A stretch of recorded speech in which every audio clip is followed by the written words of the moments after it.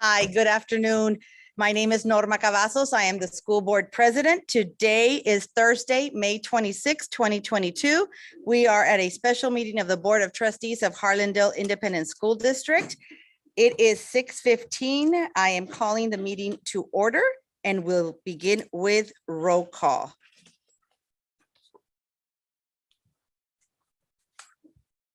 Ms. Ortiz? Here. Mr. Moreno? Present, ma'am. Mr. Mancha? Present. Mr. Luna? Present. Ms. Limon? Here. Ms. Carrillo is attending another meeting. She will be here as soon as she can, and I will make an announcement of her arrival. And obviously, I am here. We do have a quorum. Mr. Soto, would you let us know who is here from Cabinet? Yes, Madam Chair, Board of Trustees, HISD family. Tonight, we have Mr. Hernandez, Assistant Superintendent for Business and Finance. Here. We have our Executive Director of Operations, Dr. Hinojosa. Here. We have our Assistant Superintendent for Curriculum and Instruction, Ms. Casey. Here. We have our Executive Director of Human Resources, Dr. Salinas. Here. And we have our Public Information Officer, Mariana Veraza. Here. Thank you, Mr. Soto. Welcome, everybody. Before we continue with agenda item 2, public comment, I would ask that we please share a moment of silence. Thoughts of healing, hopefully comfort to our neighboring district and families.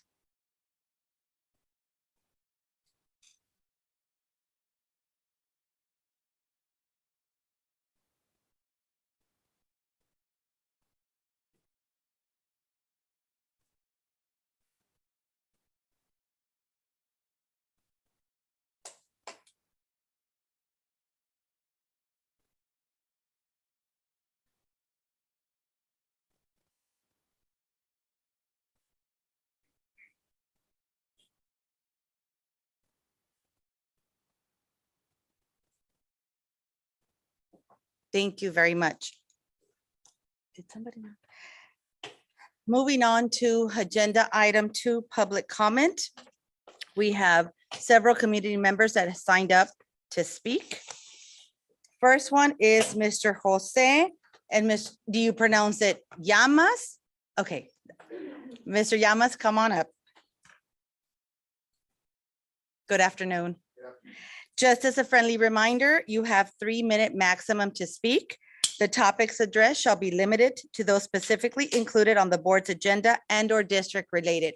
We have a timer on the screen that'll be for easy reference for you to know how much time you have. And we are ready whenever you are, sir. Okay, my name is Jose Llamas. I'm a veteran teacher for 20 years. Currently, I'm teaching at Macomb High School. Mr. Llamas, I'm going to interrupt you. Can you turn on the microphones? That way we can all hear, please. Thank you, sir. Hello. Oh. Ooh, all right. Feel like Elvis. Okay, my name is Jose Llamas. I'm a veteran teacher of 20 years.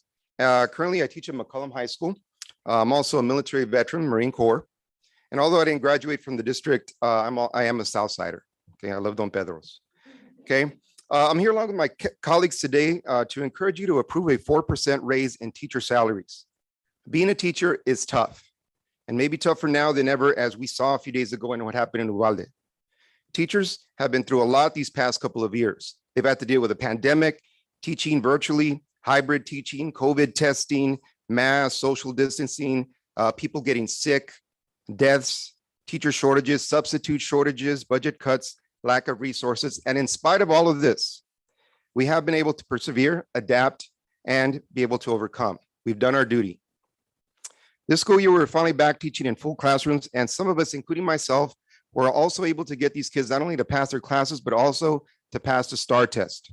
And I think that's a pretty big accomplishment, considering everything that's happened. Currently, we have the challenges of inflation, the rising cost of living, property taxes, cost of gas, food, utilities, high health insurance premiums, and some of us even have thousands in student loans that we have to pay. Some of us have even had to take on part-time jobs to be able to make ends meet. We are struggling financially, and I think that's wrong. I usually hear people say teachers should get paid more, but nothing ever gets done about it. According to the National Education Association, teachers in Texas earn $13,000 below the national average. We rank 43rd out of 50 states, okay, in teacher salary. And this is one of the reasons why a lot of teachers are leaving districts and also leaving the profession entirely. Teachers are the backbone of the education system, so shouldn't they be more compensated? So I ask you today to take action. Just as you took action to get the $1 million bond to get passed for these facilities, so should you equally take action and help us by raising our pay. And I think after everything we've been through, I think we've earned it. Thank you very much.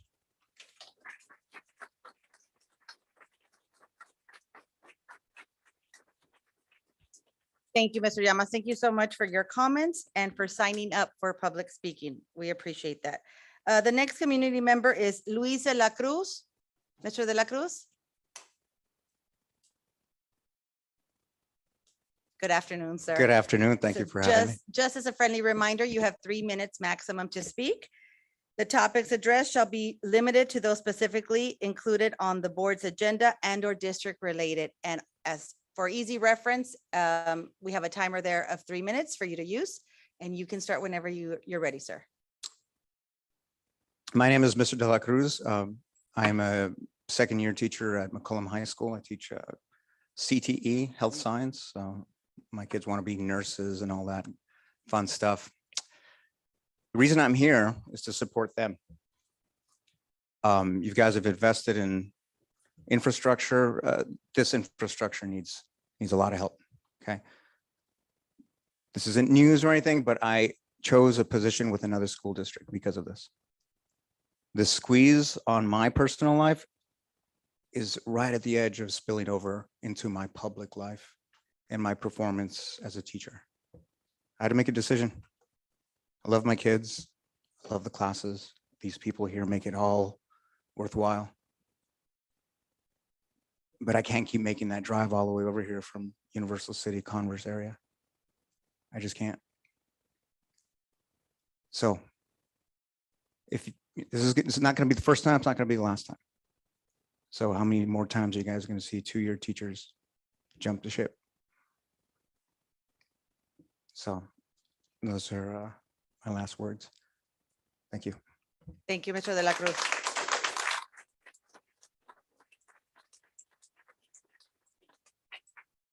Our next community member is Lupita Arriaga. Ms. Arriaga.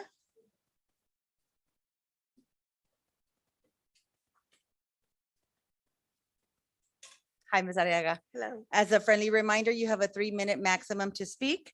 The topics addressed shall be limited to those specifically included on the board's agenda and or district related. And you will have a timer as well Yes, ma'am. for easy reference. Thank you. Let us know when you're ready. I'm ready. Okay, good evening, board and Mr. Soto. My name is Guadalupe Arriaga, or Lupita Arriaga, and I live here in this community, and I'm a McCollum graduate. I have been a teacher here in this district for 16 years, a single parent, and I raised 4 kids, all Harlandale students. Trust me, it was not easy. I contracted COVID twice this year, job related. And because of this, I have had a pay cut because of my absences. Actually, in March, I was paid $2,163 with 66 cents for the whole month, Wow, right? As you can guess, I did not cover all my bills. I'm usually a very positive person. You can ask anybody. I got attacked by a pit bull and he bit my arm and my leg, but the positive side was he didn't get my face or my neck. That's good, right? But I'm starting to feel a little bit depressed because now that everything is going up, I'm not making my pay cut. You know, my paycheck does not cover a whole month. I really think we need to be competitive with the other districts. So we are asking for a pay increase of at least 6%. So let's copy Judson ISD. But you know what? We could even do better. Let's beat Judson. Let's do an 8 or 10% increase. I'm a single parent. Like I said, I don't have any support. My kid's father does not help. So I am totally on my own paying for my kiddos. I love our district, our schools, our community. So let's make this happen for all of the Harlandale ISD employees. And please don't even get me started on the medical insurance because that's like, wow. Please don't get me started on that. But I do appreciate you taking the time to listen to me. I hope you understood half of what I said because I know I speak kind of fast. I know that I still have a lot of time left. But I just wanted to say that, please, if you could help us out, I really appreciate it. I know all my coworkers, they wanted me to come represent Rayburn and yeah, Rayburn. So here I am. Thank you from a Harlandale taxpayer and a Harlandale teacher. Nice to see all of you. Thank you. Thank you, Ms. Arriaga. Thank you very much for signing up for public comment and representing your campus. The next community member we have is Ms. Clifford, Ms. Natalie Clifford.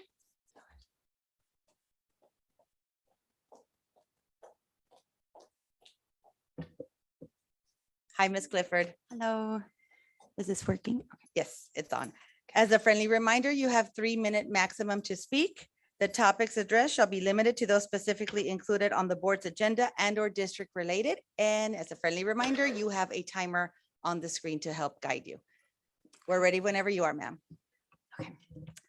Good evening, Superintendent Soto, members of the Cabinet, Board President Cavazos, Board of Trustees, and Harlandale ISD community. My name is Natalie Clifford, and it is my honor to currently serve as the Vice President of the Harlandale Education Association. On June 1st, I will begin serving as the President of our union. I come to you in solidarity with a handful of my colleagues and fellow union members from my own campus, other campuses across our school district, and community members from across our city and other unions in the city with a call to action to provide a 4% pay raise for all employees in our school district. The past week and a half, the School Board of San Antonio ISD recently approved a 3% raise for teachers and support personnel, 2% raise for school-based administrators, and 1% for department-based staff. Judson ISD approved a 6% raise for teachers and support staff with a 4% raise for principals and coordinators. Over the past 2 years, educators have been asked to do an extraordinary amount of work, which has truly depleted so many of us and has led to a mass exodus from the profession. We've had to learn new skills like teaching online simultaneously while teaching in person, navigating the COVID-19 crisis while being sacrificed on the front lines of infection far before vaccines were available, to support students and families experiencing evictions and food insecurity in our society, which fails to provide enough for people to survive, depression and anxiety with our students while they coped with the return to in-person learning, political uprisings, civic unrest, and horrific hate crimes, and obviously the most recent unspeakable tragedy in Uvalde. It's devastating to look my students in the eye when they ask me about Uvalde and to know that I cannot actually guarantee their safety. It's painful to hear my LGBTQ students share that they're afraid of being themselves because they're unsure if adults will accept them while our state bans books about us. It was infuriating to experience the Omicron surge in January, to know there was very little I could do to prevent my students from testing positive for COVID, and to know that so many of our families lack health insurance, so they could not pay for their medical bills or afraid of asking for help because of their immigration status. It's depressing to have to explain to my students why so many teachers are leaving the profession, to pressure students about STAR exams when they've been experiencing such constant waves of grief, stress, and overall chaos that it feels cruel. To see my colleagues agonizing over data from a test that dictates our funding from the state. The emotional weight of all of this is soul crushing sometimes. As a profession, we're in a precarious place on the verge of collapse. Mi esperanza, as I say to my students, is in their future, but this cannot be an empty platitude. It's the responsibility of adults to create pathways towards healthy, safe, and prosperous futures for our children. This is only possible by properly compensating our educators so we can continue our essential labor, which is to uphold the pieces of our heartbroken society together. Please use your power for good. As a board, you represent the community. The conservator does not. Thank you.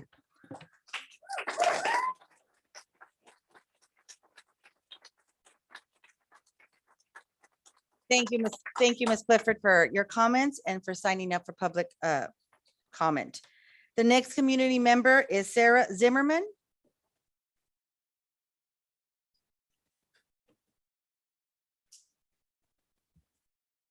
Hi, Ms. Zimmerman. Hi.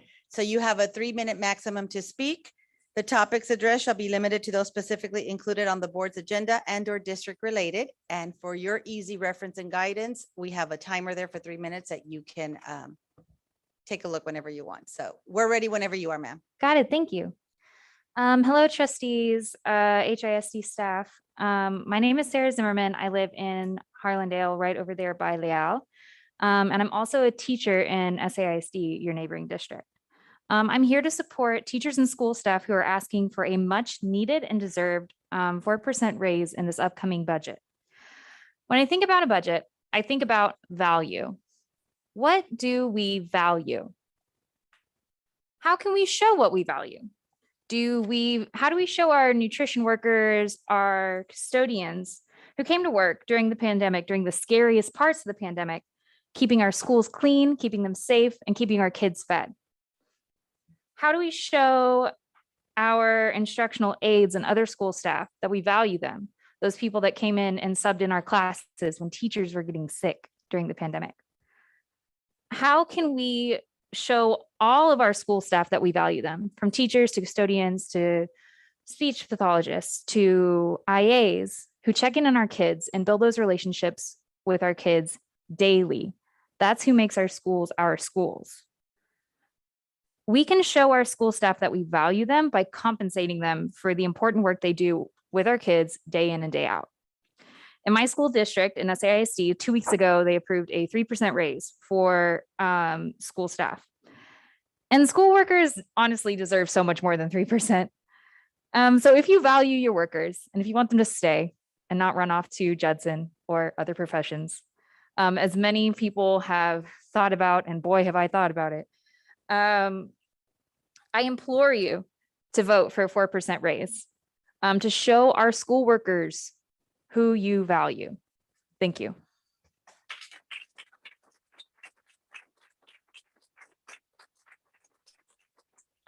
Thank you, Ms. Zimmerman, for signing up for public comment and for your comments.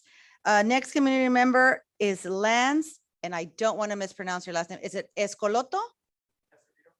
I'm Escobedo. Okay. I'm so sorry. So, Mr. Escobedo, welcome. As a friendly reminder, you have 3 minutes maximum to speak. Topics addressed shall be limited to those specifically included on the board's agenda and/or district related.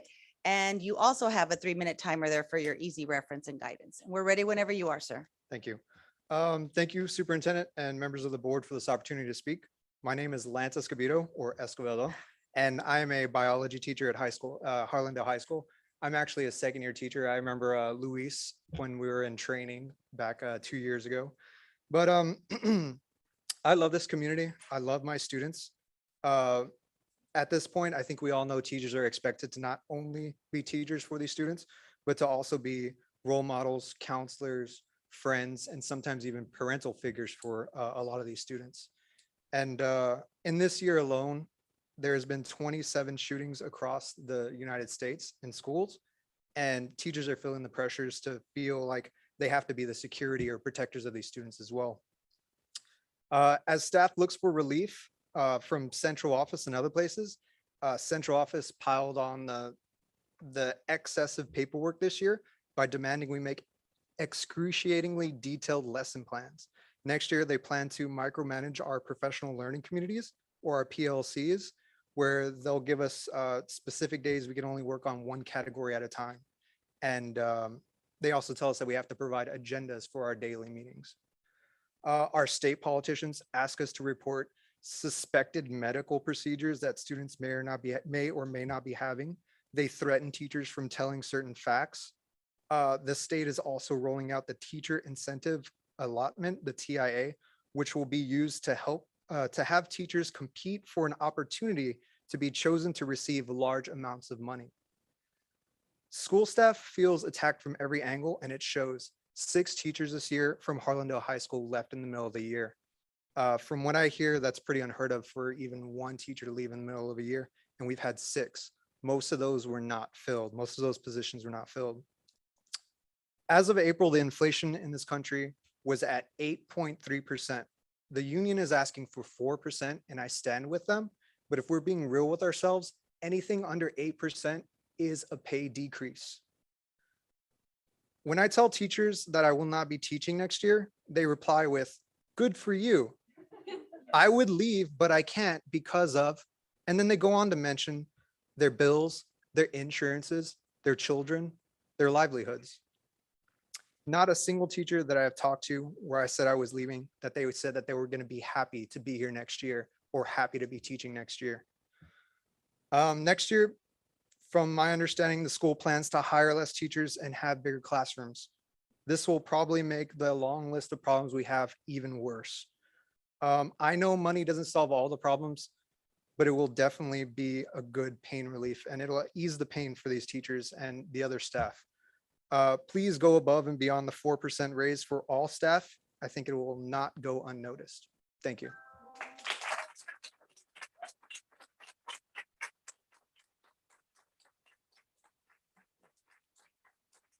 Thank you, Mr. Escobedo, for your comments and for signing up for public comment. We appreciate that. Next community member is Justice Levin.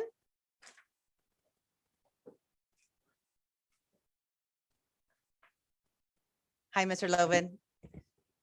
So you have 3-minute maximum to speak.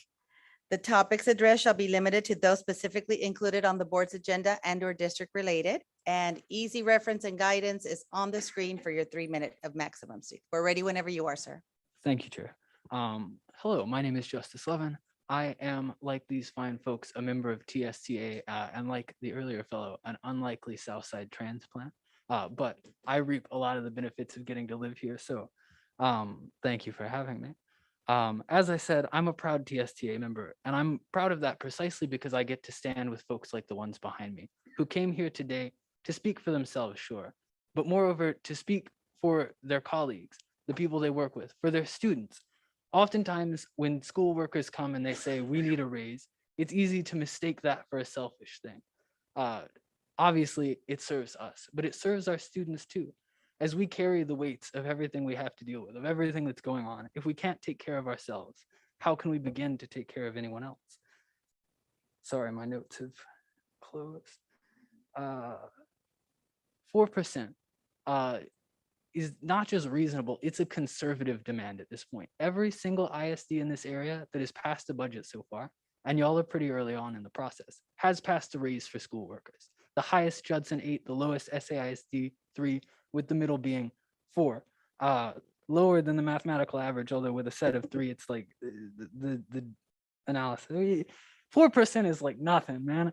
Inflation is 8. It's halfway to not getting a pay cut. And at that, not getting a pay cut at a time when teachers and school workers are doing more work, just like insanely more work.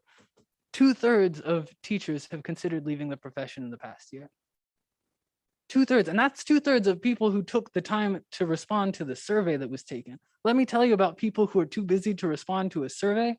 If you don't have time to talk about your feelings, you are busy. Count them, like that number is way higher.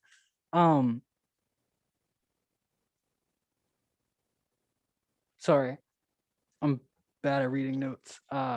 Like I said, we're doing more for less money. We're closing learning gaps from COVID. We're dealing with social emotional needs of our students, which are like ever evolving. And just like, we could do nothing but social emotional learning and no content at all, and it still wouldn't be enough. And we're covering for the vacant positions.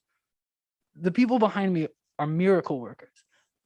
They do all of that. They take a room like this one, tile floor, concrete walls, and they turn it into a place where a better world is possible, where the future is hopeful in spite of the endless onslaught of news that tells us it isn't.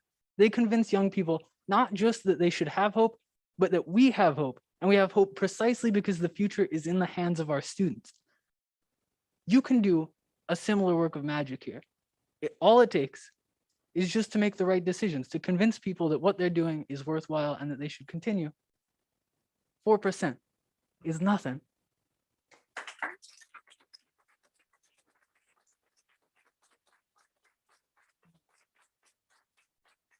Thank you, Mr. Loven, for signing up for public comment. We appreciate that. Our next community member is Susan Salinas. Ms. Salinas?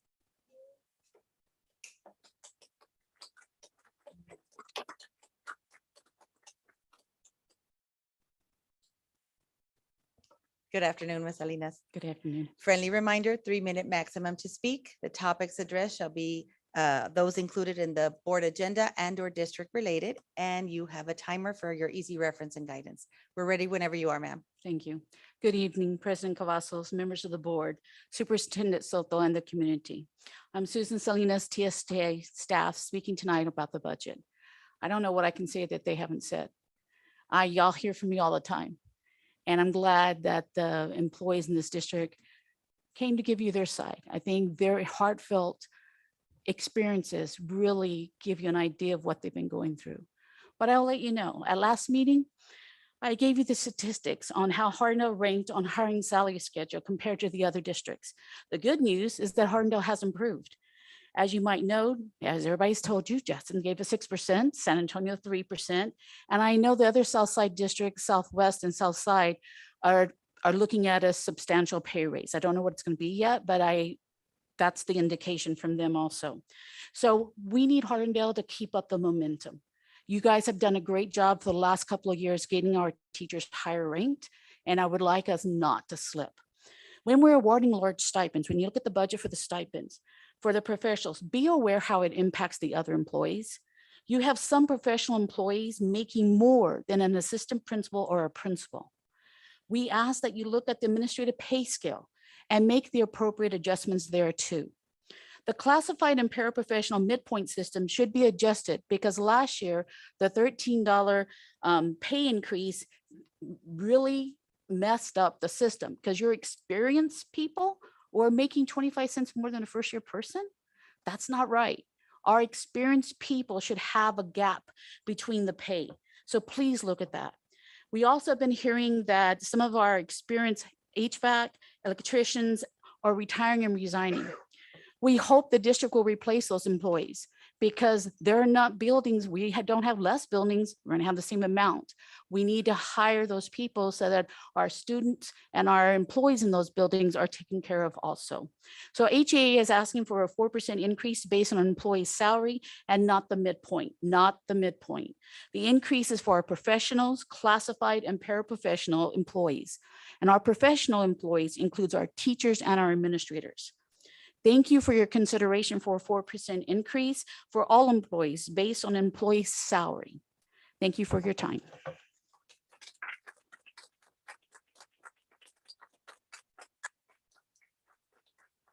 Thank you, Ms. Salinas. Thank you very much for your comment and for signing up for public comment. Next agenda item, let me just double check. Yes, you were our last community member. Next agenda item is agenda item 3. The board will conduct a budget work session with the superintendent and staff for the 2022-2023 budget. Before I ask Mr. Soto to get us with that work session going, I believe Dr. Castleberry wanted to speak. Yes, thank you. Yes, ma'am. I'd like to just remind the board that beginning tonight, this is some of the most important work that you will do. And I know that you'll take that very seriously. You'll be allocating resources to support the most important thing of the district, and that's student learning. So it's very important for you to prepare yourself for that ultimate vote at the regular board meeting in June. At that meeting, by that time, there should be no additional questions that you would have, because between now and then, you have a lot of time to prepare 2 budget work sessions, a regular work session, and many days to ask questions by email of Mr. Soto and get responses that will be shared with the entire board. So I encourage you to take this time seriously and be prepared at that June meeting to vote the budget, hopefully vote it up. Your option is to vote it down, but by that time you'll be prepared and ready to vote it up, I'm sure. I want you in that process to think carefully and think for yourself. You've heard lots of comments tonight. It's important for you to hear the information that the staff will provide and to weigh that carefully and vote your own conscience. Please don't feel pressured to respond to input that may put you in an uncomfortable situation. Study the facts, listen to the information, and vote what you believe is the best for this district to move forward. As you move forward, there will be a number of questions that you have. I encourage you to think back to the June LSG session that you attended last year, where Mrs. McAnally helped think through questions that are appropriate for the board's role. And I'm not going to try to remember all those. Mrs. McAnally's here, so I'm going to ask her to help us with that. But there, as you recall, there are ways to ask questions that are more appropriate for the governance role than others. So Ms. McAnally, would you join us in this and just help us remember some of those questions? Certainly.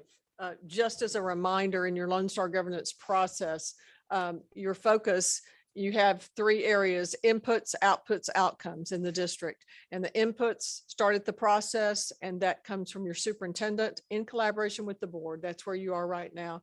Your outputs are the midway points, and that's also the superintendent making recommendations to you. You are to focus on the governance side, which is the outcome. It's exactly what Dr. Castleberry is talking about, which is, we have two kinds of outcomes. We have student outcomes and other outcomes. The budget is an other outcome, absolutely, but resource allocation tied to student outcomes is our focus in Lone Star governance. And that should be the number one priority. That's why we have school, is for kids. And so as you start to ask those questions, you remember we talked about inquisition and inquiry, and the difference in that. And our focus is, you remember our two mindsets. So I am the genesis of transformation. I have to make my decision, exactly what she's talking about, with all things taken into consideration. And the second part of that mindset, besides transformation tied to me, is to think in terms of student outcomes, those academic outcomes. And the types of questions that you guys practiced, you remember, were how and what questions. And we tried to avoid the why question, although sometimes those are appropriate, but those were the types of questions you asked. And I just challenge you. I know this is a hard time, and I know that it's a difficult time, but I know that we've been working this direction, focused on student outcomes. And so we're here to support you. Thank you. Thank you. Thank you very much. And I wanted to apologize, Dr. Castleberry, but until you started speaking, I realized I didn't call you when we were doing roll call. So my apologies, until I was like, oh, I forgot that. No So problem. I'm here. thank you. So Mr. Soto, are we ready? Yes, Madam Chair, Board of Trustees, HISD family. At this time, we're going to have Mr. Hernandez present for our next budget year of 2023. But I do a recap of last year and the projected budget that we are predicting of a deficit about 8 million. He'll go over it. We did sell some land to offset that negative deficit. A lot has been said about the valuable resource that we believe in our staff. And in comparison to other districts, we will be showing some slides on how we compare to other districts. We are top 2, top 3 in a lot of the salaries that are going to be presented for our staff. We want to maintain that competitiveness, as stated earlier. But again, we are a district that relies, like every other district, relies heavily on ADA. And if you look at some of our neighboring school districts, there's growth. There's a lot of growth in the Judson area. They go all the way to 1604 in the TPC area. You look at East Central, they have tons of homes going up there. You look at Southwest, you see the growth in them. We are landlocked, and we will present this, and we rely on our general fund. I asked Mr. Hernandez to look at the last 5 to 8 years if we've ever missed without going out without a raise.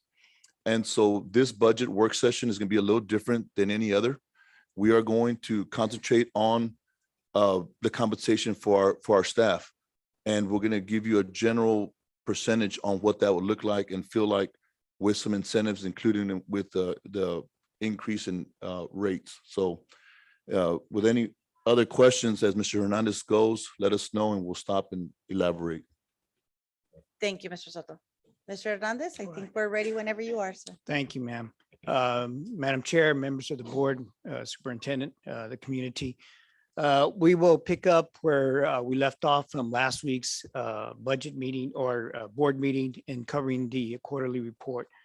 We made projections for the end of this fiscal year of revenues of 125.6 million. Now that revenue is generated by implementing the operational minute adjustment, TA granted for school districts to address the low ADA that some of them were experiencing, such as ours. So with that computation, they computed our ADA under this type of method to be 10,590. So that is what generates the 125 million, 0.6 million, which is comprised of property taxes, federal revenues, and the state allotment. We provided a projection last week of expenditures at the end of the year to be at about 133.7 million, which then, as Mr. Soto just alluded to, brought us to a deficit of $8.8 million. We were fortunate to sell the property in August and receive the proceeds, and we received proceeds of about $3.3 million. That then gave us a net deficit that we're projecting for the end of this fiscal year at 4.6 million. We began our fund balance of this year for 21-22 at 35.2, and this was the result of what the state implemented, which was the hold harmless. However, with our district, they computed what our ADA would be under hold harmless and then what it actually should be. And so the difference between those two factors was the gap in the state funding that they didn't provide to the district, but actually directed districts to use their ESSER funds to recover those amounts. So by that, then the fund balance took a dramatic drop of 9.6 million to its fund balance. In addition, but fortunately in our child nutrition program, we also suffered a $1.6 million deficit, but at that time the program was running strong, and so it was able to be absorbed within the restricted fund balance of the child nutrition program. So with that, then we are projecting, as I said, our ending fund balance to be at the end of this year to be at 30.5 million. And this basically was our starting point as we started working on our budget for the 22-23 fiscal year. So as Mr. Soto said, basically your payroll cost is 82% of your budget. This is the item that we see for the 22-23 budget year as basically the sole initiative that the district and cabinet needed to undertake and tackle. And as we do every year, we utilize the TASB study. This provides us basically an independent review of what is out there in the market. It helps us maintain a design pay structure to remain competitive. It also provides adjustments based on their market analysis, and it maintains a positive market standing of the district among other school districts for recruiting purposes. So with that, what I will do right now is hand it over to Dr. Salinas so she can cover the particular aspects regarding the TASB study. Thank you, Mr. Hernandez.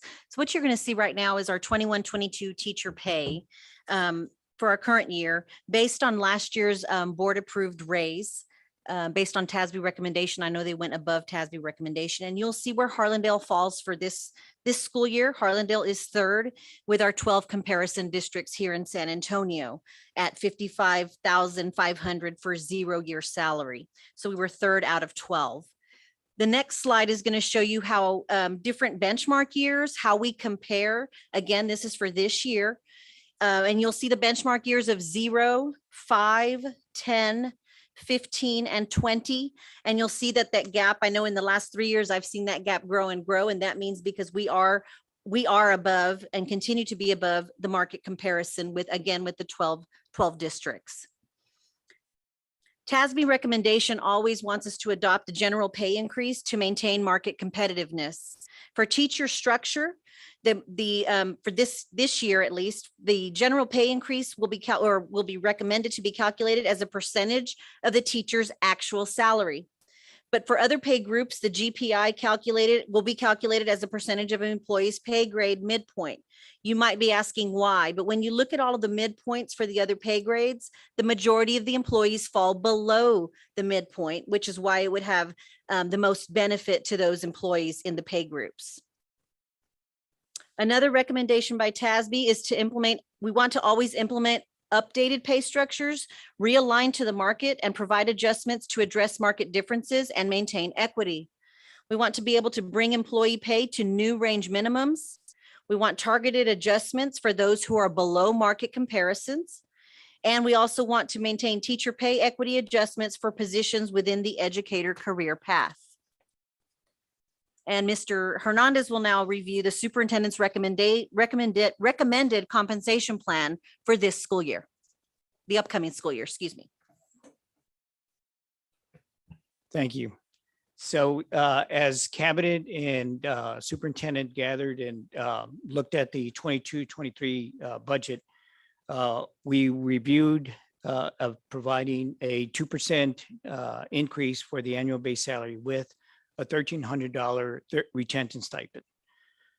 Clerical paraprofessionals, a 2% of the midpoint with a $1,300 retention stipend. Classified, a 2% midpoint with a $1,300 retention stipend. And professionals, 2% of the midpoint with an $1,100 retention stipend. Also included in the recommendation are TASB's adjustments that were implemented to update the pay structures and realign to the market and provide adjustments to address market differences and maintain equity. Now, the primary funding resources for this is our general fund and plus the other funding sources that we have that we utilize to pay for positions that are paid out of Title I, Idea B, and basically other basic grants that the district receives. The ESSER stipends, which the majority would be paid for instructional staffing, related staffing, will be using ESSER funds to pay for those stipends. So to give some context as to what's the impact on the increases, again, we looked at what is the average annual teacher salary for 21-22. And looking at our data, the average annual salary was $59,916. When we look at then implement the recommended percentage increase at a 2% raise, then of that 59,000, it's 1,198. When you add the retention stipend of 1,300, the total amount is 62,414. So the increase for that particular average annual salary is 4.2%. So when we look at our hiring schedule that we have in place, teacher at 0 years, 55,500, and looking at a 2% of that particular salary will generate $1,110. Adding the $1,300 stipend, that individual will be receiving a salary of $57,910. This then relates to a 4.3% increase at that particular level. The next one is 10 years at $59,689. 2% of that is $1,194. Adding the retention stipend of $1,300, $62,183, which then gives an increase of 4.2%. 20 years at $63,730. Then at a 2% increase, $1,275. Adding a retention stipend of $1,300, then provides a total of $66,305 or 4% increase. And I'm going to talk about the comparisons that we know of right now with districts that have made their compensation plan public, which would be East Central, Comal, Judson, and SAISD. With the superintendent's recommendation, HISD with 0 years would be at $56,610 because we're not including the stipend. This would be the 2%. And then 10 years would be $60,883. And 20 years would be $65,005. With these comparison districts at 0 years, Harlandale would be third place still behind Judson and East. Oh no, I'm sorry, second place behind Judson and above East Central. And then if you look at 10 years, it falls, I believe, third. And 20 years, again, I think we move up to second. And again, this is only information on what has been made public regarding compensation for these school districts. The next slide, then we go on. Mr. to- Hernandez, Yes, sir. one second. Madam Chair, Yes, Mr. Luna, Mr. Luna. Mr. Luna, yes, sir. So on that note, just to keep pace, I have a few questions. Why does the, I don't know if that's why, but how come the district goes on the midpoint? And I have a little bit of explanation about that. And I'm trying to also say, we're gonna also be increasing, I think, our ADA by our new developments. But getting back to the scale, aren't we gonna see that? What I'm trying to say, that doesn't seem competitive enough for me to attract and keep our personnel that we have already. And so that didn't seem attractive to me. 2% does not seem attractive to me. Anything else, Mr. Luna? No, okay, thank you. Anyone have any questions or comments right now? Yeah, Mr. Madam Moreno? Chair, Yes, just sir. because I know it's always kind of a flurry of variations when it comes to these. Are we having like the 3-minute stuff or how are we going about it again? Because I know, Yes, 3 minutes There, according you to know, our board operating. so can we, I don't know how we pull it up. so we Yes, can I'm see it. sorry. Yes. Can we do a 3-minute for, So is that per slide or is that per situation? I mean, it's an for the honest whole question. evening? No, I'm just kidding. No, I mean, it's an the- honest question because I know it was confusing to me apparently last year. So, Yeah, it's per agenda or per discussion. okay, so Does perfect. that make any sense? Yeah, so I Yes, guess I'll take it per yes. slide.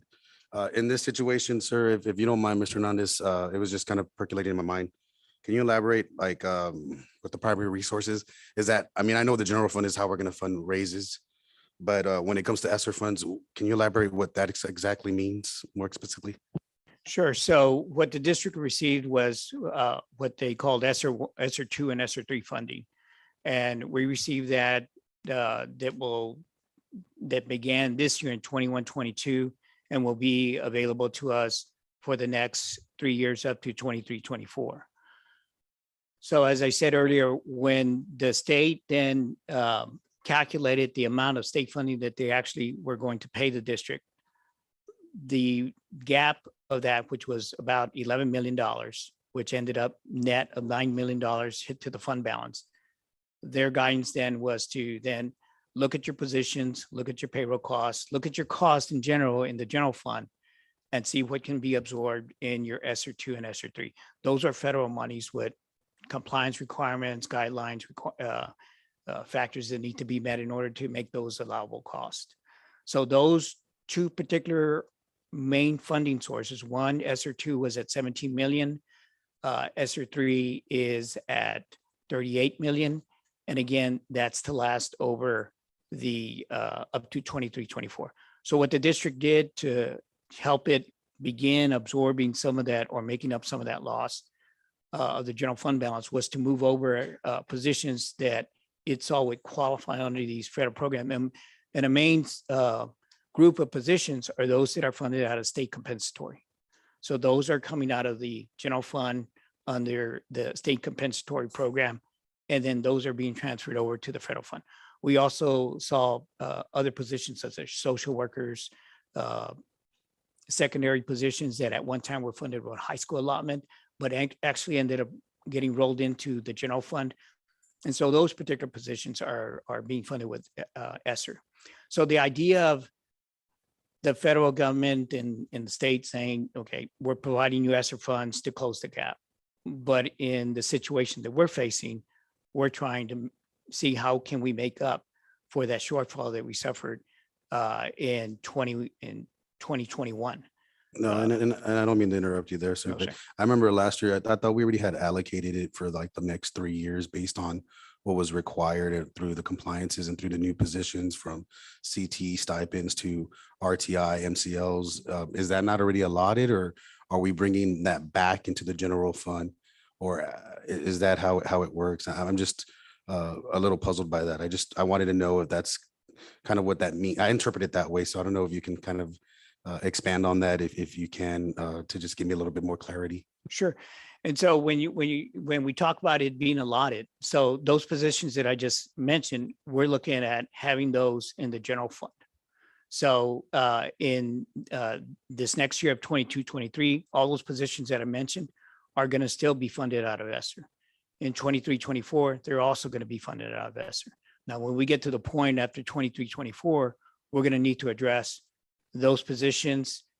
Are they going to continue to be funded? Because after 23-24, we no longer get ESSER funding. Those positions then will need to be funded out of general fund. And Okay, so I as guess where the confusion I'm at is because with the retention stipend, it says stipend. So is that not aligned? So you're talking those are, when it says ESSER funds, that's actually for the stipends that were already allocated through the last year's budget and the allocations we made. Yes, and so the stipend is allocated in the ESSER funds. Yeah. So So the retention stipend, it would be through general fund or through, retention through the ESSER funds, so that's also through the ESSER funds. the retention stipend, the 1,300 Okay, that so, we're so we still recommending. had some that was available to be utilized. So what we budgeted filled out in the application was, we paid, if you'll recall, we paid $1,000 of retention stipend for this year, 21-22. So what we're looking at then is amending that grant, if this is approved, to include another $300. And so we have that capacity right now, as we're estimating in ESSER 2 and ESSER 3 of the 17 million and the 38 million. Oh, so you're just expanding on it. Yes, sir. Okay, so We're that's going more a of the perfectly 1,000. clear understanding now with the Apologize. amendment. It's just when you read it, it just, you take it as face value of what it says. Yes, sir. So thank you for clearing that up. Absolutely.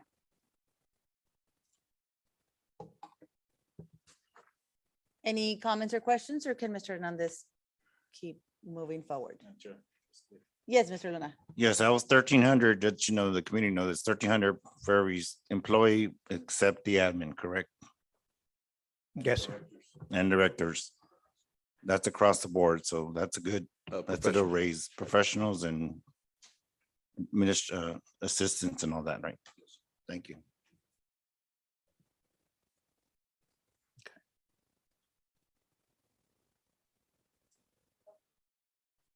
You want to keep Sure. going? Thank you, Mr. Hernandez. Tony, yeah, there you go. Okay. Got it. All right, the next group of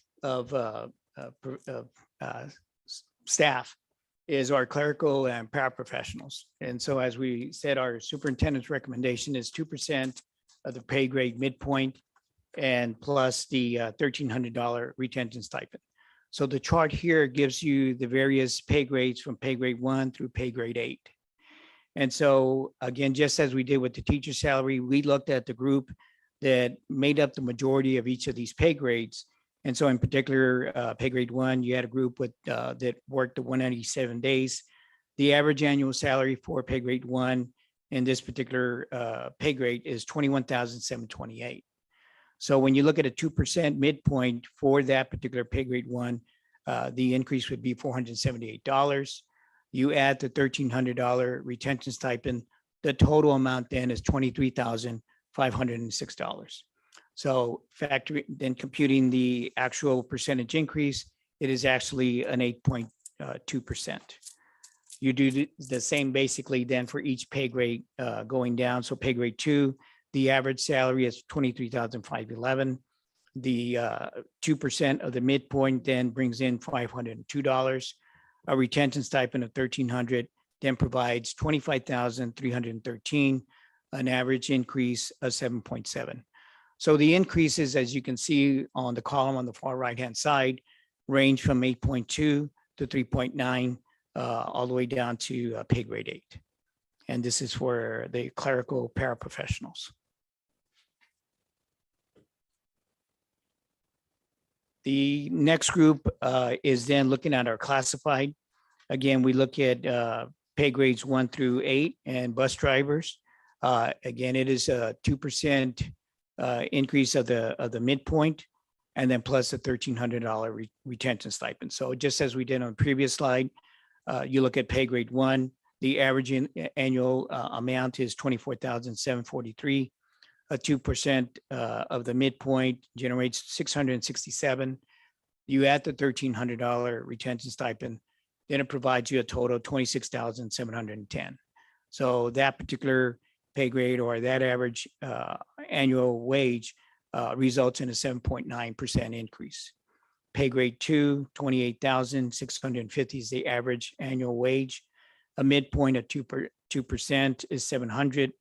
$1,300 retention stipend, a total of $30,650, or increase of 7.7.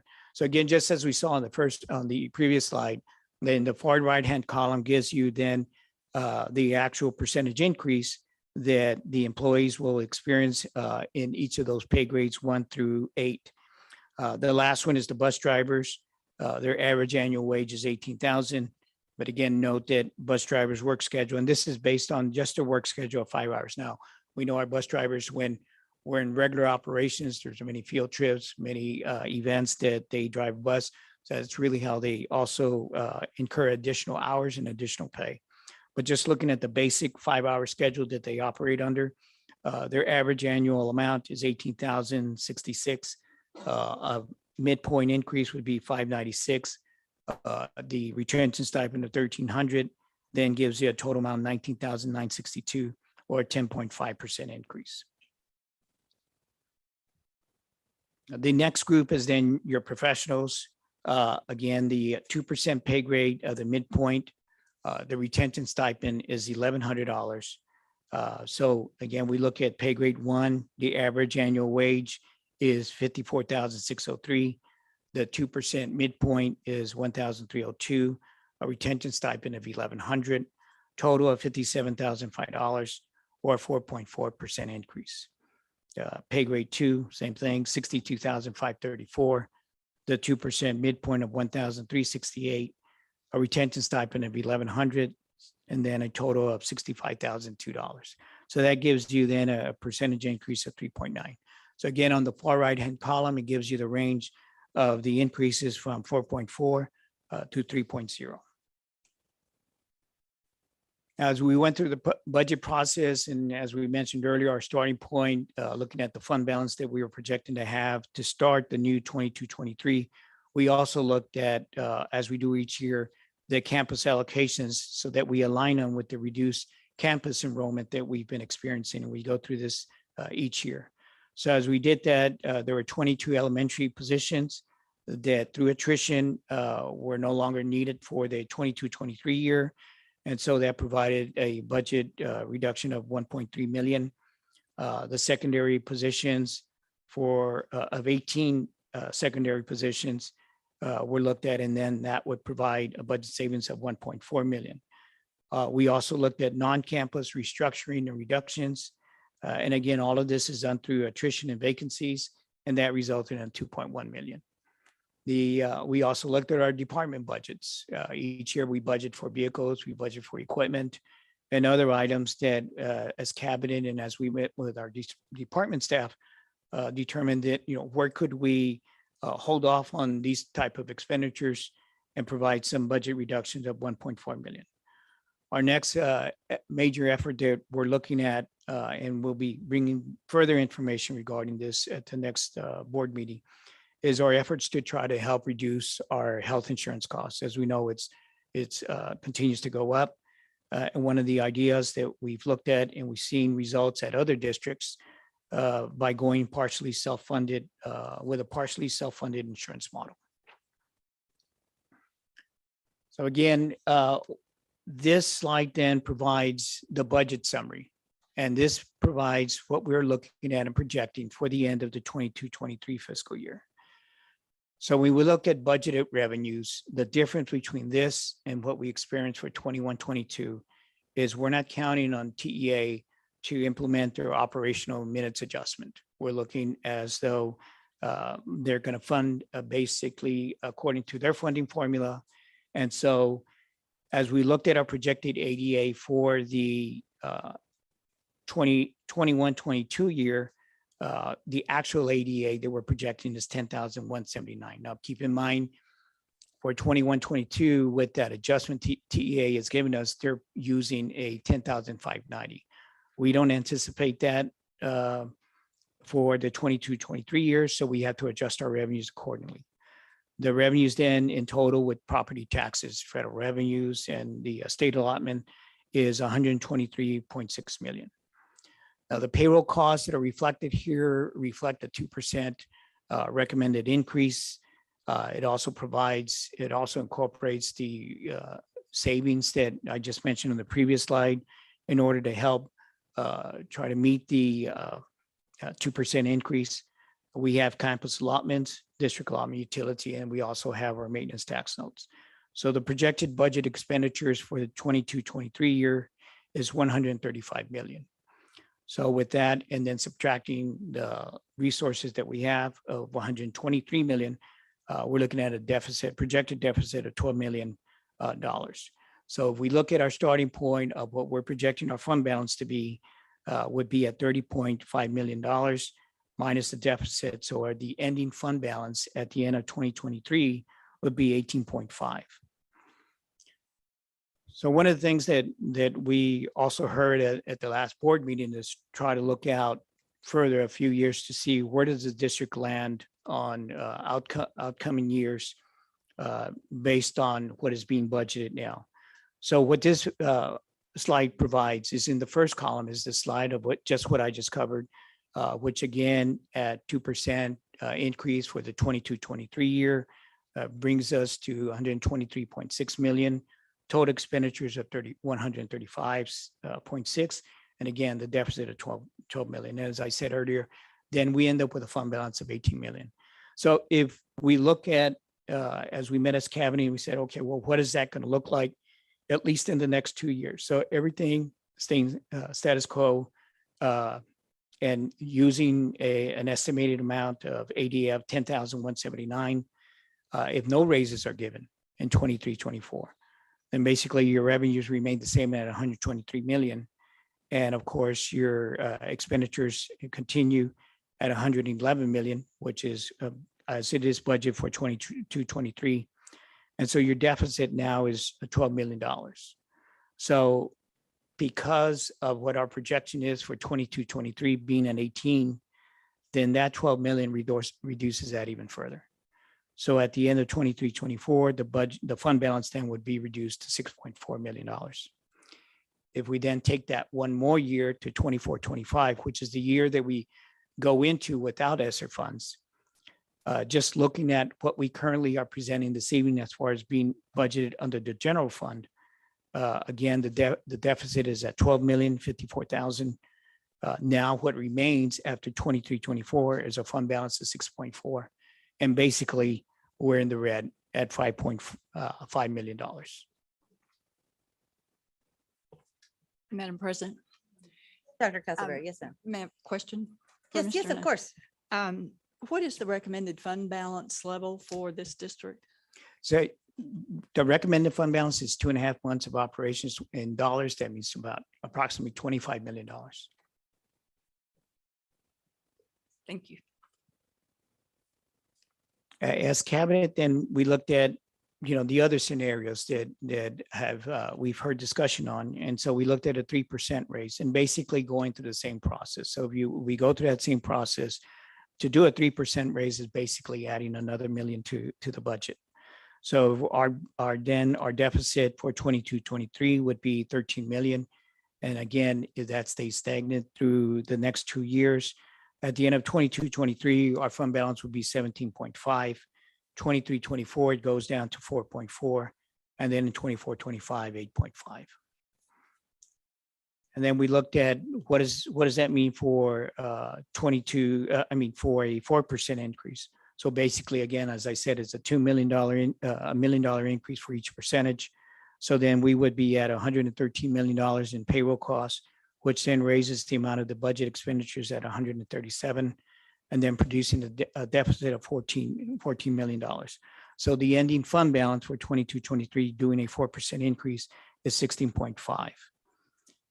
Then taking that out over 2 years, again, your deficit is staying at 14 million.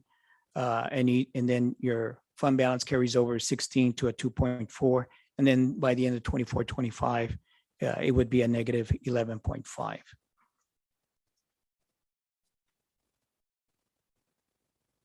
Again, to recap, the superintendent's recommendation compensation plan is for 22-23, the 2% of the annual base salary with a $1,300 retention stipend that is coming from the ESSER funds, clerical paraprofessional of 2% of the midpoint with $1,300 retention stipend out of ESSER, and then classified with midpoint with $1,300 from ESSER.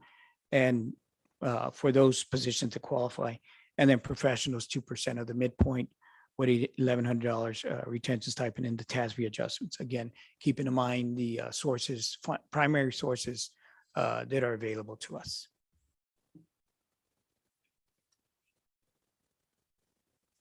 Thank you, Mr. Hernandez. ma'am. Any comments or questions for Mr. Hernandez? I have some. Yes, couple go of ahead. Go ahead, questions. Mr. Ortiz. Yes, ma'am.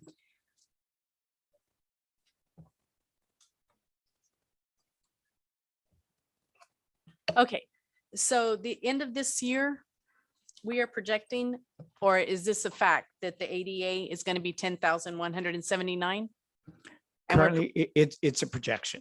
A projection for the end of this year? For the end of this year to And- be 10,590 based using the TA adjustment. 10,590?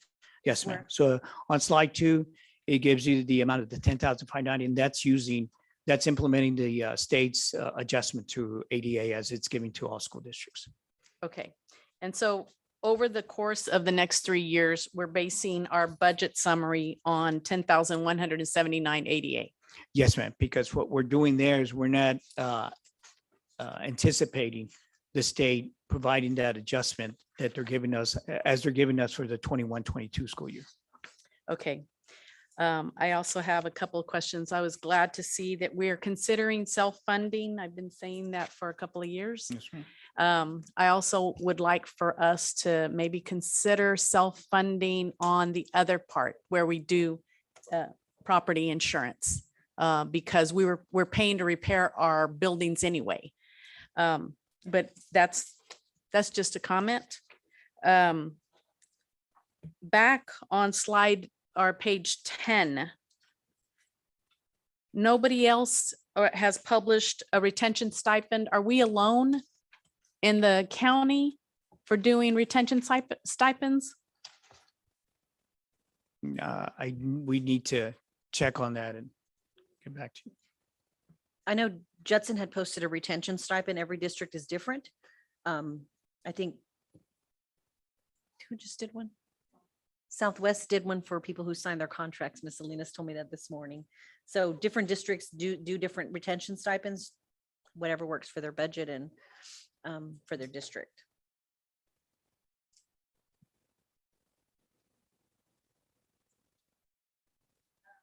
I have one other question. Can I get an example of the job for classified?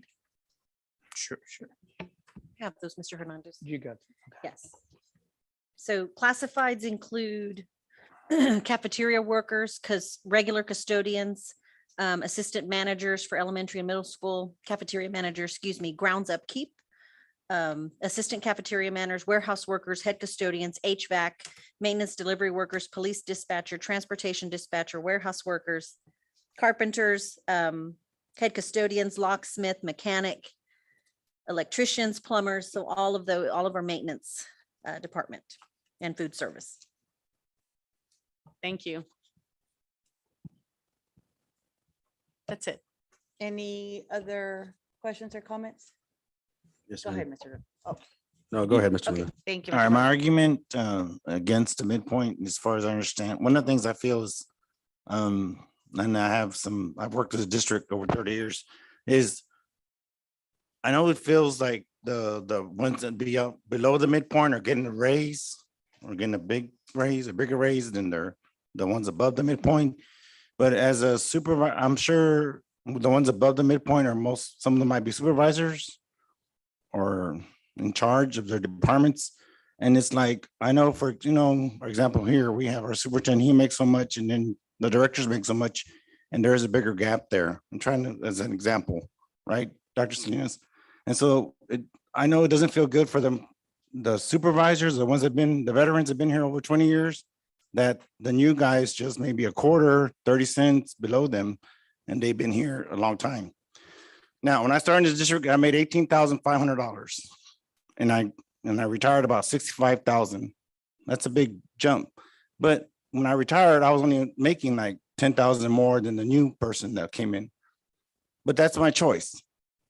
But I think, once again, going back to making our district attractive, to keep the personnel we've been training and hiring, we have to buff it up some.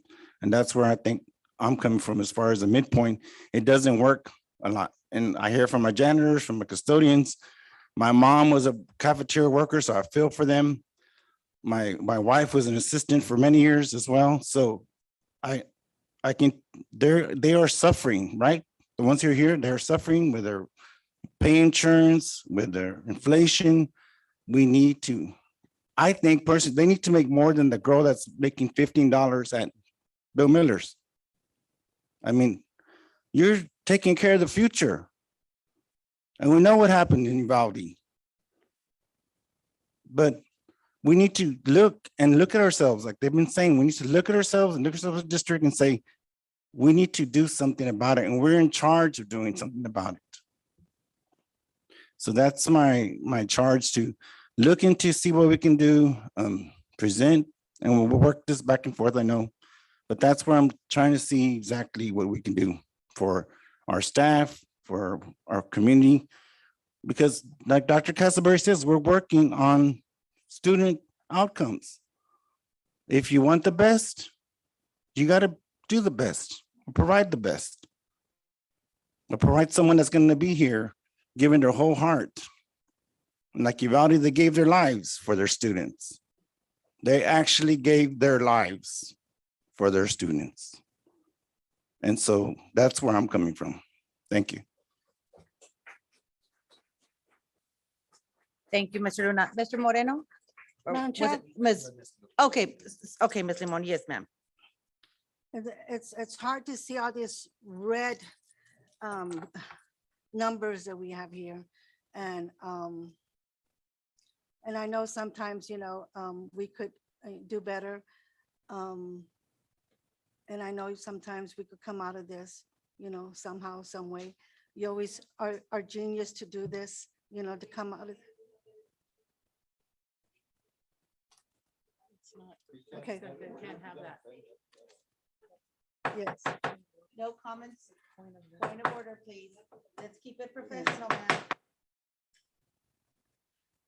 I know it's hard, sweetie, where you're at and where I'm at, and it's hard for us to make decisions, but I'm talking to Mr. Hernandez. Mr. Hernandez, I know this is hard to see all this numbers and all these paraprofessionals are doing an excellent job and going beyond, and just like our teachers going on and beyond, and here every night sometimes to do extra curriculum, which is, parades, after school programs, tutoring. We have to look at all that and stretch that money as much as we can. I mean, I see what I see. I see what you're presented to us, but it's just, I don't think it's enough for our people. I really, really don't think it's enough. As much as they all do, I think we need to see what we could do. We could do better for our teachers. It just saddened me to see these numbers, and it's hard for me to see these numbers. And I know we have to be realistic, but it's hard for me to see these numbers. Thank you, sir. Appreciate your presentation, sir. Thank you, Ms. Limon. Mr. Moreno? Yes, ma'am. So I know I spoke briefly yesterday with Mr. Soto with everything that's going on. With everything that people are asking of personnel, staff, all throughout the campuses. The idea would be, I know a lot of us leverage our resources to advocate for, equitably funding public education. So I hope we can continue to utilize that and mobilize and get the vote out to make sure we keep those people in Austin accountable, because unfortunately they're the ones that are handcuffing us here. But nonetheless, I know we'll do what we can to support. If we can, Mr. Soto or Mr. Hernandez or Dr. Salinas, I know when it comes to the loss by attrition, I guess can we expand on, or can we provide a little bit more emphasis on how that's going to impact the learning structures or what campuses and things like that, just to get a better idea, if that could be provided for us, just to get a more clear cut understanding of how it's going to impact our learners.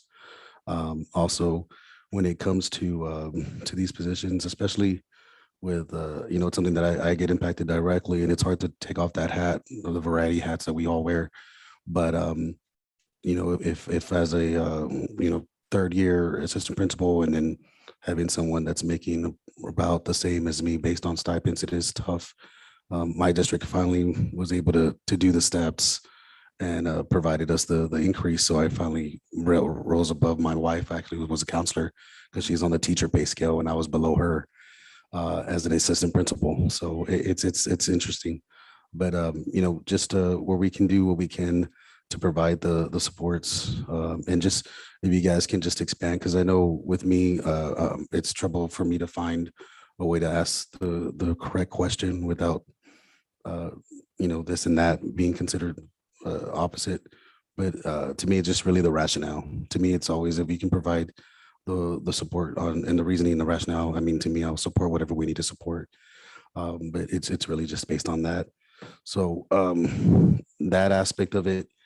And then I know Mr. Soto, I think we'll be presenting also information about the actual bond, or is that going to be a separate entity or meeting? That will be at the next board meeting. As we said at last week's meeting, we're moving quickly to get ahead of the market. As we all know, interest rates are rising. And so we're presenting that in next week's meeting. There's some things that also I think can be done that will provide some type of relief on the general fund side, because as I showed earlier, there's a budget line item to pay the interest on our maintenance tax notes. So we're working with our bond financial advisor and the bond council to see what could be done as we get ready to do the next issuance, to provide some general facilities monies, but as also to see how we can get some relief on the general fund side regarding the interest payments, not only for 22, 23, but for the outgoing years. And so also we'll have a budget work session June 2nd and June 8th, correct? We have one scheduled for June 2nd. Of course, if the board wishes to have one June 8th, we can certainly post an agenda for that as well. I thought we had one listed. I must have just, It's a work session for the regular board meeting agenda. okay, so I'm sure that will still be included. So we'll still have something somewhat engrossed in there or embedded. I'm going to chunk on some of this information for now, and then I'll see what I'll need to provide questions to Mr. Soto, and so that way you guys can help us understand it a little bit better. Sure, and we can present it when we have our next work session, the second. From the questions that we get, then our normal process then is to come back to the full board and provide them not only the question, but then the responses as well. Thank you, sir. Thank you, staff. Any other questions or comments? Madam Chair, Yes, Mr. I Soto. just want to comment, we were trying to be as creative as we could with the incentives of raising it to 1,300. As you recall, last year was 1,000. Do teachers and staff, should they get more? Definitely during this time with inflation, the job and task with our kids being so behind, there's without a doubt that they're worth more than what is being presented. But as stewards of our taxpayers' dollars, we have to look at the future of Harlandale ISD. And the last thing we do, and we're expecting kids to come. I hear you, ma'am. We're expecting kids to come, and it is based on some growth here at Harlandale and having some kids to come. If they do come by next year and we're above what we're anticipating, then we'll be in better shape next year. But people don't want to hear next year. I understand that. It's now. What can you do to me? What can you do for me now? I emphasize. I hear you. The board hears you. Mr. Hernandez, Dr. Salinas, the cabinet. I want to commend you for I tasked you and you brought it, and we've been at it for a while. This is what we're recommending to help Harlandale, not just now, but looking down the future. If the numbers are numbers, these are actual factual numbers that I understand. We always wish for the best, and I hear you. We wish, it's projected, and we hope it comes in better. But these are the numbers that we have to face, and if we don't face them now, next year, if we go in the wrong route, we're going to lay people off, and that's the last thing we want to do. Or the last thing we want to do is give somebody a raise and then have to take it back. I learned from a wise individual: don't ever give someone money and then go back the next year and take it away from them. That'll be the last thing we want to do. So just understand we tried, and we're going to continue to try, and we will monitor the situation as best as possible. But understand that we are here for our staff and our children. Thank you, Mr. Soto. I do have a couple of questions, if you don't mind, Mr. Hernandez. And my history with math. I'm a visual person. So I know we talk about a stipend, a retention stipend. That's going to come out of ESSER funds. Correct.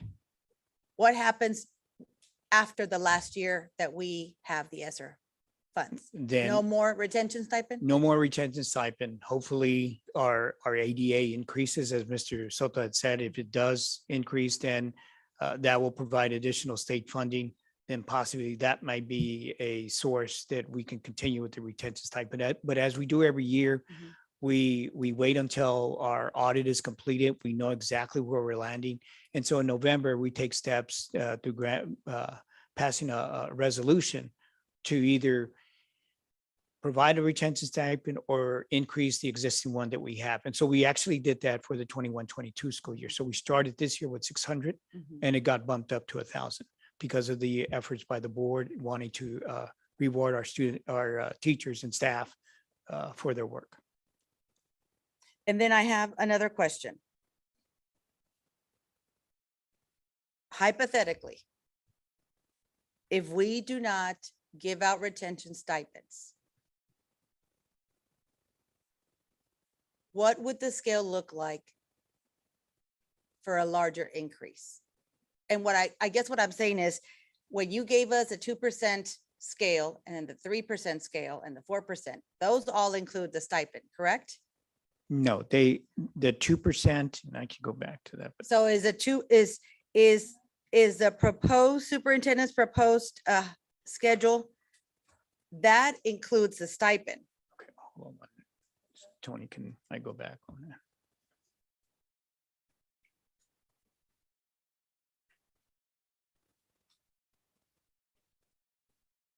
So if we're looking at Mhm. the teachers, Okay, so we look at the teachers, Mhm. then we're doing a 2% increase on what, on this particular case, the average annual teacher salary. And that's for all teachers. Whatever your salary is, it's 2% increase. okay, So basically, the teachers will be getting a flat 2%. But when you factor in the $1,300 retention stipend that's not hitting the general fund, then that provides a teacher increase of 4.2%. That's where these percentages are coming from, so. because that retention stipend is. being So included. the base salary with the 2%, It's correct? 2%. add the stipend, retention stipend, it equals the 4.3 increase. For Exactly. the 4 years, and then 4.2, and then again, the 4.0. Yes, ma'am. Because we're adding in the retention stipend. So let me ask you this. ESSER funds are already allocated for the retention stipend? Yes. Yeah, okay. And what I we've remember done. you said that you had to submit what those monies were going to be used for. Yes, ma'am. Uh-huh. And so right now, our grant is submitting for $1,000 on ESSER stipends. And so we factored that into this year and the next 2 years. What we're going to need to go now, if this is approved, is go in and amend the grant Mhm. and add another $300 to the retention stipend for the staff that's going to be paid from the ESSER funds. Okay, thank you, Mr. Hernandez. Any other questions or comments? I just, if you turn it over Yes, to the Mr. next page, I think that's what Ms. Cavazos was trying to say. Page 10, Page 10. that's right there. That's without the stipend. Yes, sir. That's how much they Correct. would make. Okay. So I Thank you. know No, where you were I'm coming glad, you from. see, I'm a visual person. You all have to point it out. Okay. So that's Thank you, without sir. the stipend. So that's what she was referring to Correct. when you, Okay. without the stipend. Yes, sir. Correct. Thank you. Okay.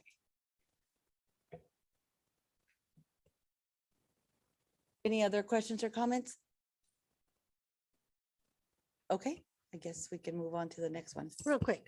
Yes, I'm sorry, Ms. Limon, I didn't see. But we could come back next year and then do this again next year. But in Next school year, we could come back. 23, 24, or 2023, 2024. so not the 22, 23 year, but So the it'd be 23, the 24 year. 2024. Yes. 2024, okay. So and Tony, I guess this is where I need your guidance, but my understanding is when the board adopts a budget and they start the fiscal year with whatever increases are approved, then those are the increases. In order to make a change and increase what has already been approved within the same year, then Tony, I believe there has to be added duties, added responsibilities to provide for the increase. But to go back to you, answer your question, yes, we're recommending the increases for 22, 23. Our ADA goes up, where it makes a difference on our funding. Again, I'll present the same picture. This is what we're looking at in our budget, working with, Mr. Soto works with cabinet and departments to see where else can we cut. And so in 22, 23, if there's other places that we can make some adjustments, and, who knows what the health insurance also can provide. If we go self-funded, that provides savings. Then we'll be putting ourselves in a better position so that the outlook that I'm presenting this evening may be better. And so then that would provide us the resources that we can look at in order to provide the increases that our employees deserve. Great, thank you, Mr. Hernandez. ma'am. I don't know, which one was your timer? Which one is Mr. Luna's timer, please?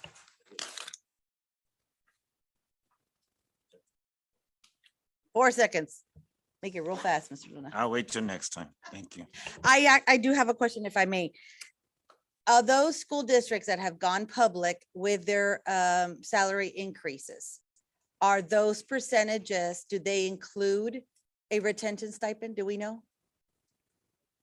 The numbers you see right there do not include a retention stipend. Okay. That's just the percentage That's increase. just, okay, so when they say 6% increase, Judson, it's that. Yes, It's ma'am. 6% from the base salary, not 6%, not a certain percentage for base salary plus a retention stipend that'll equal the 6%. That is correct. Okay, thank you. And as Mr. Soto mentioned, or Mr. Hernandez, I can't remember, over the last 10 years, Harlandale's given a raise. And I can tell you other districts like Judson have not. And so they needed a 6% just to get up because, when you're way below. But if you're giving a raise every year, well, then like we started out third and now we're still first, second, third, even with the raises. Thank you, Dr. Salinas. Thank you very much. Anybody else, or can Mr. Hernandez move forward? Sorry, I interrupted on that. No, ma'am, that concludes the presentation. Okay, yes. All the Yes, ma'am. presentation. Okay, I'm so sorry. No, Okay. no worries.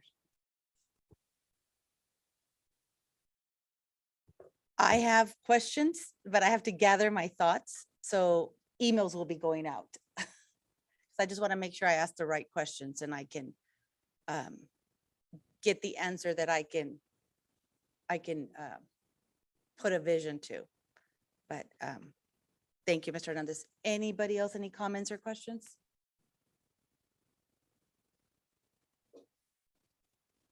I guess that's it. Oh, Madam Mr. Chair, Mancha, yes, sir. If I may, so what happens after 23, 24 and they don't receive a stipend? Wouldn't their salary be lower when they get paid? Yes, so if there's not a stipend in 24, 25, and the projection that we're giving here is always providing that particular stipend, that's coming out of the ESSER fund. So that's not affecting the deficits that we've been looking at. So So- this year I'm making 57,000 and then I lose that 2% because I will no longer receive a stipend, then I will still next year, if I only get a 2%, I'll be making the same amount. So that's correct. So when we looked at, and we pulled it off, but if we look at, Tony, can we pull it back up?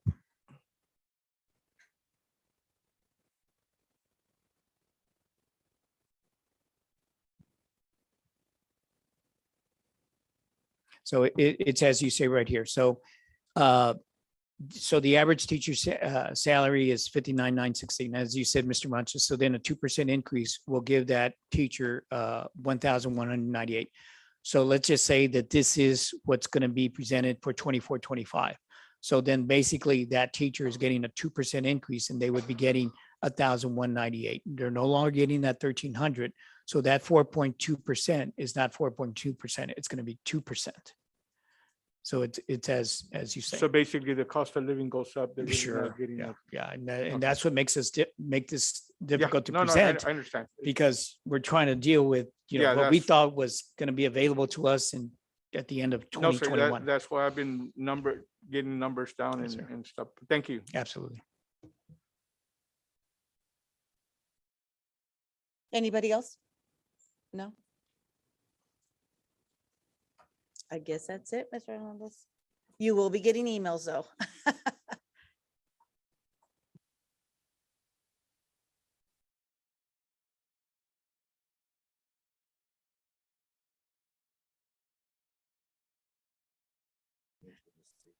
Before we move on to the next agenda item, which is to adjourn the meeting, are there any comments or questions or discussion that any of my colleagues would like to add?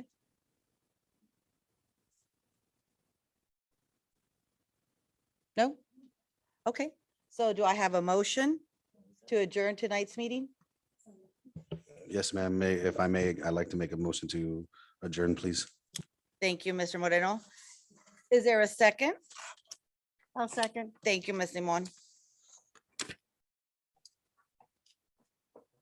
Oh, yes, okay. So I'll take the vote on adjourning the meeting.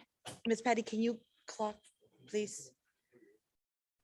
Ms. Limon, yay or nay to adjourn the meeting? Yay. Thank you. Mr. Luna, yay or nay? Nay. Mr. Mancha, yay or nay? Yay. Mr. Moreno, yay or nay? Yay, ma'am. Ms. Ortiz, yay or nay? Before I give my vote, I'd like to say congratulations to all the graduates from STEM and Frank Tejeda. It was a pleasure seeing so many kids and so many parents there. And I wish good health and safety for the upcoming graduates from McCollum and Harlandale High School. Look forward to being there next week. And I vote to adjourn. Thank you, Ms. Ortiz. And I also vote to adjourn tonight's meeting. So even with Mr. Luna's nay, we do have the majority of the vote. It is 7:46 and tonight's meeting is adjourned. Thank you, everyone who signed up for public comment and for your attendance. We appreciate it.